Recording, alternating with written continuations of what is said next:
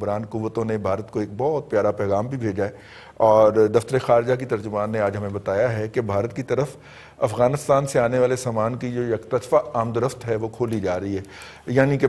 جو افغانستان سے پھل ہیں وہ بھارت کی طرف جانے کا جو راستہ ہم نے بند کیا ہوا تھا وہ کھولا جا رہا ہے۔ پہلے بھی یہ پھل جاتے ہیں، لیکن جب سے کشمیر کی خصوصی حیثیت ختم کی تھی تو ہم نے بھارت کی افغانستان کی اس ایکسپورٹ کے اوپر پابندی لگا دی تھی، لیکن افغانستان کی ٹوٹل ایکسپورٹ پہ پابندی نہیں ہے، وہ وایا کراچی، ممبئی یا کسی اور سی وہ جا سکتے ہیں انڈیا۔ یہ کتنا بڑا پیغام ہے اور پاکستانیوں کے لیے خاص طور پہ کہ حکومت کی تبدیل ہوتی ہوئی کشمیر پالیسی کیا ہے اس کے اوپر جو ہے یہ بڑا سمبولک کرتا ہے۔ سر جی، یوم شہدائے کشمیر کے اوپر دفتر خارجہ کی ترجمان کا باقاعدہ پریس کانفرنس کر کے یہ اعلان کرنا کہ بھارت کو جو سہولت حاصل تھی اور جو ہم نے 5 اگست کو سسپینڈ کر دی تھی اس کو ہم پھر بحال کر رہے ہیں،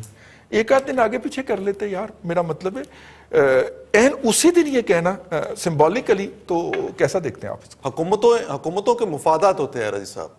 اور حکومتیں اپنی پالیسیاں تبدیل کرتی رہتی ہیں، اور بظاہر وہ کچھ ہوتی ہیں لیکن اختیار کچھ کر لیتے ہیں۔ اسی طرح جو کچھ حکومت اپنے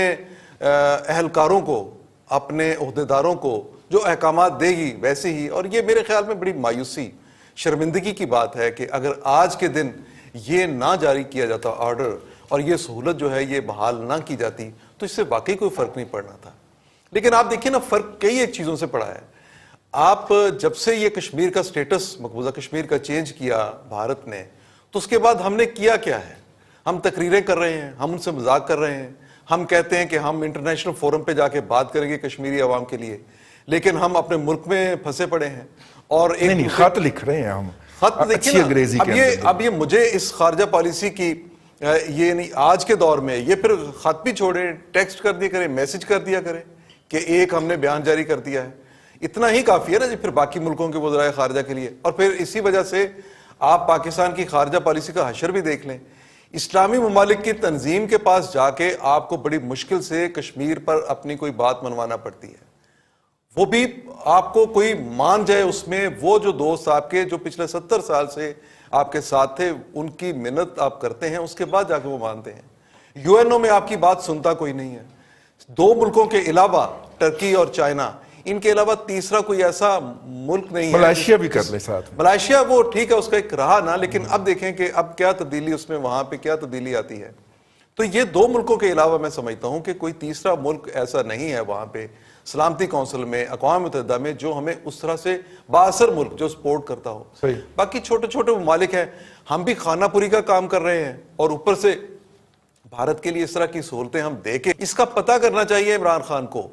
کہ یہ کس نے آج کا دن سلیکٹ کیا۔ یہ وزیر خارجہ صاحب کا یہ کارنامہ ہے، شاہ محمود قریشی صاحب کا، یا پھر پرائم منسٹر کے لیول پہ یہ فیصلہ ہوا؟ کیونکہ اتنا بڑا فیصلہ کسی چھوٹے لیول پہ تو ریزرو ہو نہیں سکتا، پرائم منسٹر کے لیول سے کم یہ بات نہیں ہو سکتی۔ جو بھی اس کا ذمہ دار ہے، جس نے بھی یہ احکامات دیے، جس کے کہنے پہ یہ سارا کچھ ہوا، انہیں قوم کے سامنے بتانا چاہیے۔ لیکن یہ جو فیصلہ کیا گیا، بہرحال یہ ایک فیصلہ نہیں میں سمجھتا ہوں کہ بہت ساری ایسی چیزیں ہیں جن کے بارے میں حکومت جو ہے پاکستانی عوام کے سامنے ایک بالکل مختلف سین ہے، اس سے ہٹ کے کیا ہو رہا ہے، یہ جب کوئی وقت آئے گا، وقت گزر جائے گا تو اس کے بعد پتہ چلے گا کہ ہم نے مطلب اپنی پالیسی میں کب تبدیلی یہ لے کے آئے تھے۔ اچھا ظہیر صاحب، جو ہے جب افغانستان کے اندر ہو رہی تھی رشین انٹرفیرنس تھی، تو اس دور کے اندر مجھے یاد ہے کہ صرف 6 ووٹ پاکستان کے مخالف پڑا کرتے تھے جب پاکستان جو ہے اس اگریشن کے خلاف ریزولوشن لے کے جاتا تھا، اور حالانکہ وہاں پہ اس وقت دنیا کے اندر باقاعدہ 2 بلاکس ایگزسٹ کرتے تھے اور باقی ساری پاکستان کی حمایت کے اندر جو تھے وہ ووٹ ڈالا کرتے تھے۔ میں یو این او کی بات کر رہا ہوں، اور اس وقت جو ہمارے پاس فورن آفس تھا، اور اب یو این او تو چھوڑیں، اب جیسے کہ بھائی نے ہماری رہنمائی کی، تو اب تو ہمیں او آئی سی، جس کی بیچارے کی کوئی حیثیت ہی نہیں ہے، اس سے ایک پریس ریلیز اور ریزولوشن لینے کے لیے باقاعدہ منتیں کرنی پڑتی ہیں جا کے، اور وہ جو ہے وہ انڈیا کے وزیر خارجہ کو بلا کے اس سے سیشن پرزائڈ کرواتے ہیں۔ تو ڈکلائن تو آیا ہے نا سر فورن پالیسی کے اندر؟ تھینک یو رضوان، بالکل آیا ہے جناب۔ یہ جو ہماری ڈپلومیسی ہے، فورن ڈپلومیسی، آج تک 2 ہی تو ہیں مین ایشو ہمارے، ایک افغان ایشو اور ایک کشمیر ایشو۔ پالیسی کے تھرو بڑی کوشش کی کہ ہندوستان کو راضی کر لیں، لیکن ہم نہیں کر پائے. جس وقت کا آپ حوالہ دے رہے ہیں اس وقت پاکستان بہت اسٹرانگ پوزیشن میں تھا. پاکستان اس وقت امریکہ کا الائی تھا اور پاکستان کو فنڈنگز بہت زیادہ آ رہی تھی اور اس وقت پاکستان کی سنوائی ہوتی تھی. آپ یہ دیکھیں جب جنرل مشرف کا وہ جو فارمولا ناکام ہوا اور اس کے بعد جو 10 سال کا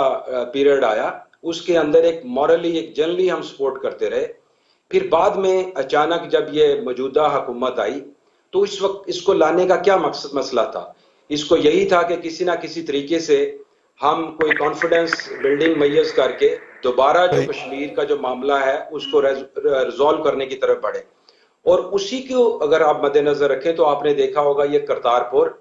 اور عمران خان صاحب کا جو مودی کے ساتھ بات چیت کرنا اور ون سائیڈڈ ہم نے بڑی کوشش کی کہ ہندوستان ہمارے ٹرمز پہ آ جائے اور اچانک ہمیں یہ نہ پتا ہونا جو یہ ایبروگیشن آف آرٹیکل جو ہوا ہے 370 and 35 پہ یہ ایک بہت بڑا فیلئر تھا ہماری فورن پالیسی میں جس کو ہم ٹائملی ریئیکٹ نہ کر سکے. وہ وجہ یہی ہے کہ الٹیمیٹلی اگر آپ دیکھیں ہم میں ابھی وہ سکت نہیں رہے گی. ہم اکنامیکلی ٹوٹلی کولیپس آلموسٹ ہوئے پڑے ہیں اور اسی لیے دنیا کا جو انٹرسٹ ہے وہ انڈیا کی طرف ہے. اور انڈیا کی سمارٹ موو یہ دیکھیں ابھی جو سٹینڈ آف ہوا ہے چائنا کے ساتھ آپ یہ دیکھیں الٹیمیٹلی دونوں کنٹریز نے ریئلائز کیا اور چھوٹا موٹی ٹک ٹاک چلتی رہے گی لیکن آلموسٹ میجر جو کنفلکٹ تھا وہ اس چیز کو انہوں نے ایک دوسرے کے کنسرن ایڈریس کر لیے. پھر ابھی آپ اس کے بعد دیکھیں اگر آج تک کشمیر کے کو وے فارورڈ ہوا ہے 2 کنکریٹ مواقع آئے ہیں. ایک ذوالفقار علی بھٹو اور اندرا گاندھی جب ملے تھے جب یہ سیز فائر لائن LOC میں کنورٹ ہوا تھا اور دوسرا اگر آپ کو یاد ہو جنرل مشرف اور واجپئی کا جب ملاقات ہوئی تھی جو 4 پوائنٹ فارمولا تھا وہ ایک حل کے قریب پہنچ گئے تھے.